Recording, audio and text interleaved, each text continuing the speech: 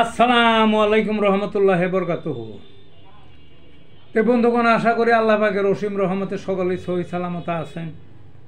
তে কবি গাজ একাশাল ইউটিউব চ্যানেল 017140885009 এর পক্ষ থেকে আপনাদের সকলের প্রতি রইল একান্ত আন্তরিক শুভেচ্ছা ভালোবাসা।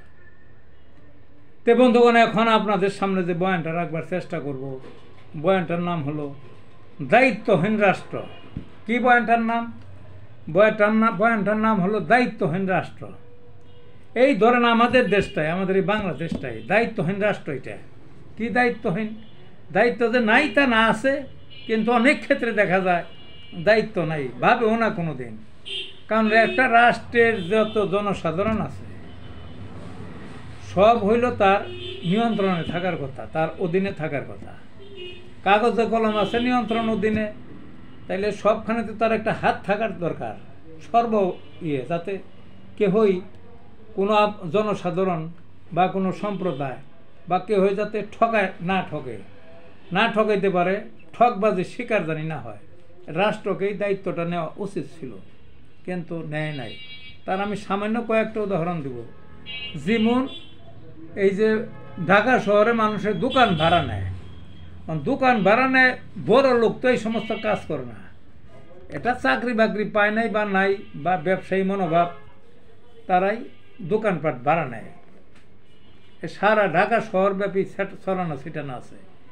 শুধু যে মার্কেট তা না, এই যে বিভিন্ন দালান আছে আগের মডেলের, যেগুলো দেখবেন যে ওই দোকানের সিস্টেম আছে দোকান, কিন্তু দেখা যায় ওই কোনো নিয়মকানুন নাই ভাড়ার। কোনো জায়গায় দেখা যায় যে বছর বছর ভাড়া বাড়ায়, কোনো জায়গায় 2 বছর পর পর ভাড়া বাড়ায়। অ্যাডভান্স নেয় অনেক টাকা নেয় অ্যাডভান্স। যেমন ছোট্ট ভাঙ্গা চুরা ঘর, টিন সেট, দেখা যাবে যে 1 লাখ টাকা অ্যাডভান্স নেয়, 5 লাখ 10 লাখ টাকা অ্যাডভান্স নেয়।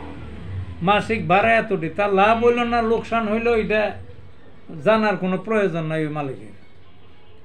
অনেক ব্যবসায়ী আছে গুটে চলে যায়, কয়দিন পর পর দেখা যায় দোকান সাইডে দিয়ে চলে যায়। ছোট টিন শেডেরই আছে না কোনো জায়গায়, পিছনে বস্তির সামনে টিন শেডের দোকানগুলি, কতই ভাড়া হয়তো 10,000 টাকা, হয়তো অ্যাডভান্স হয়তো 1 লাখ টাকা। তাইলে 1 লাখ টাকা হবে কেন? এটার তো প্রত্যেকটা এলাকা ভিত্তিক কয় বর্গ ফুটের দোকান, টিন শেডের একটা, দালানের একটা, আবার অভিজাত এলাকা আছে না সেখানে আলাদা, অনভিজাত এলাকায় আরেকটা, ওই বস্তি এলাকায় একটা। এইভাবে সরকারি একটা নীতিমালা থাকার উচিত ছিল। একটা নীতিমালা যে ওই অ্যাডভান্স নিবে না কেন, বড় জোর 3 মাসের হইতে পারে।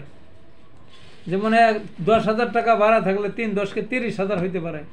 1 লাখ 2 লাখ 5 লাখ পর্যন্ত ভাড়া দেখা যায়, এই অ্যাডভান্স দেখা যায়। এটা কি 5 লাখ টাকা পর্যন্ত অ্যাডভান্স ভাড়া হইল মাসে 10-12 হাজার টাকা।